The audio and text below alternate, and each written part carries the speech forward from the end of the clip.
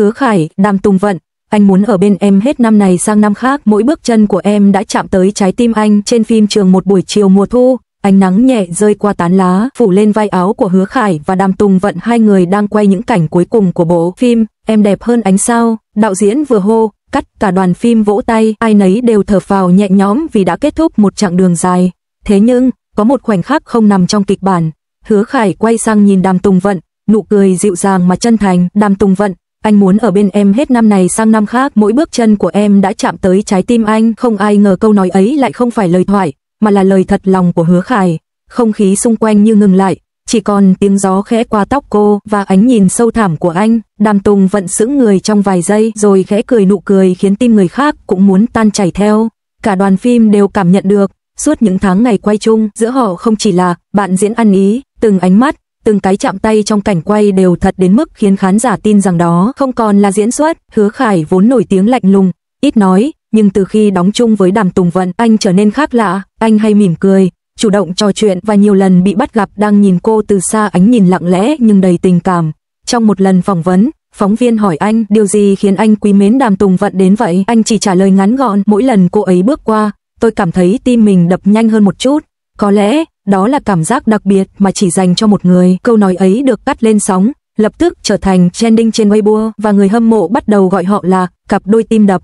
Sau khi phim đóng máy, nhiều người nghĩ rằng cả hai sẽ tạm xa nhau để bước vào dự án mới.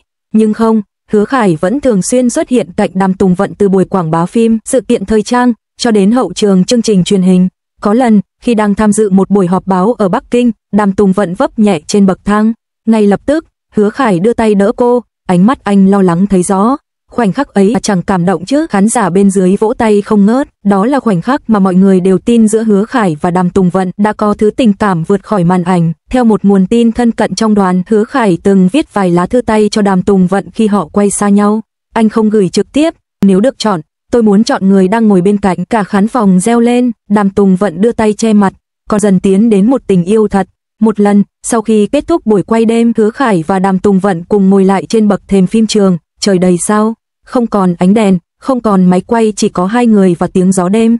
Anh quay sang cô, giọng khẽ khàn vì mệt. Em biết không, anh từng nghĩ tình yêu trong showbiz rất mong manh, nhưng khi gặp em, anh muốn tin thêm một lần nữa.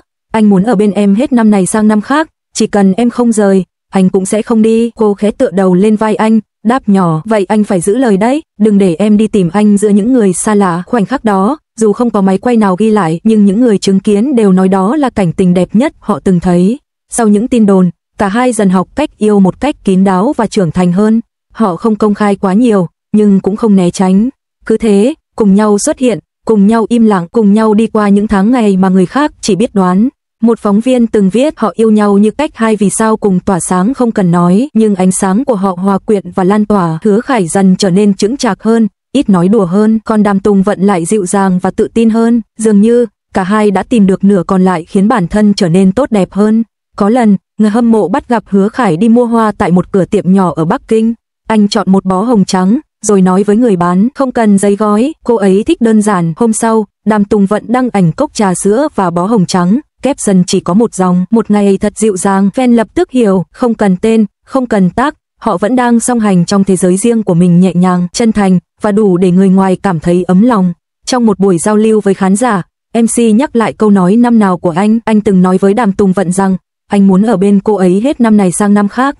Bây giờ, anh còn giữ lời đó không? Hứa Khải im lặng vài giây, rồi mỉm cười, không chỉ là năm này sang năm khác đâu, mà là hết cả cuộc đời. Tiếng vỗ tay vang dội khắp khán phòng, còn Đàm Tùng Vận ngồi dưới hàng ghế khán giả, lặng lẽ lau đi giọt nước mắt. Tình yêu của Hứa Khải và Đàm Tùng Vận không ồn ào, không phô trương.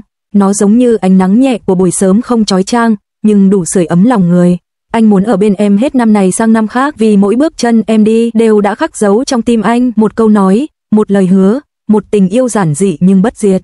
Và nếu tình yêu có hình dáng, thì có lẽ nó sẽ trông giống như Hứa Khải nhìn Đàm Tùng Vận dịu dàng, bao dung và mãi mãi không phai. Tại một sự kiện giao lưu với người hâm mộ ở Thượng Hải, giữa những ánh đèn lung linh và tiếng hò reo vang rồi, Hứa Khải bất ngờ nói một câu khiến cả khán phòng vỡ òa. Đàm Tùng Vận, anh muốn ở bên em hết năm này sang năm khác, mỗi bước chân của em đã chạm tới trái tim anh. Khoảnh khắc ấy, không chỉ người hâm mộ, mà cả chính Đàm Tùng Vận cũng lặng người. Cô khẽ ngẩng đầu nhìn anh, trong ánh mắt là niềm xúc động và một thứ tình cảm thuần khiết mà ai nhìn thấy cũng cảm nhận được. Giữa thế giới showbiz ồn ào, nơi tình yêu đôi khi chỉ là tin đồn, câu nói ấy của Hứa Khải vang lên như một lời thề chân thành, một lời tỏ tình giản dị nhưng đầy sức nặng. Đoạn video ghi lại lời nói của Hứa Khải nhanh chóng lan truyền khắp mạng xã hội Weibo, hàng triệu bình luận, hàng trăm nghìn lượt chia sẻ và vô số lời chúc phúc xuất hiện chỉ sau vài giờ.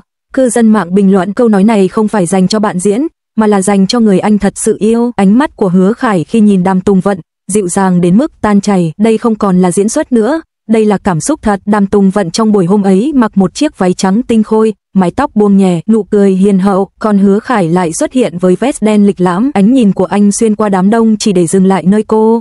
Hai con người ấy, một người ấm áp, một người trầm lặng, khi đứng cạnh nhau lại khiến thời gian như ngừng trôi.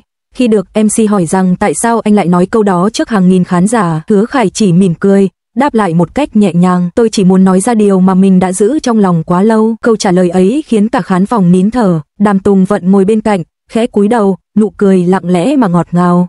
Có lẽ cô hiểu, giữa những lần hợp tác, giữa những ánh mắt trao nhau trên phim trường, tình cảm ấy đã nảy nở một cách tự nhiên, không cần phô trương, không cần tuyên bố, chỉ cần một khoảnh khắc thật lòng như hôm nay. Cả hai từng đóng chung trong những bộ phim lãng mạn nơi họ hóa thân thành cặp đôi yêu nhau sâu đậm, nhưng khi màn ảnh khép lại, cảm xúc vẫn còn đọng lại, và có vẻ như tình yêu đã bước ra khỏi màn ảnh để trở thành hiện thực. Không hoa lệ, không ồn ào, Hứa Khải và Đàm Tùng Vận luôn chọn cách yêu kín đáo.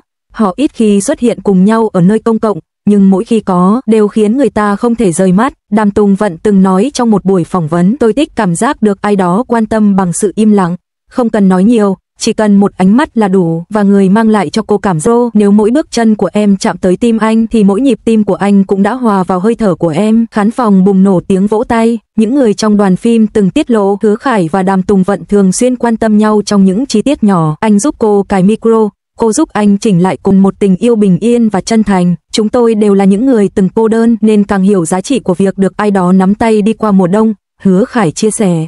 Trong buổi phỏng vấn cuối cùng của ngày hôm ấy, khi được hỏi về tương lai, Hứa Khải chỉ nói một câu khiến mọi trái tim tan chảy, nếu có thể, tôi muốn đi cùng cô ấy đến hết đời.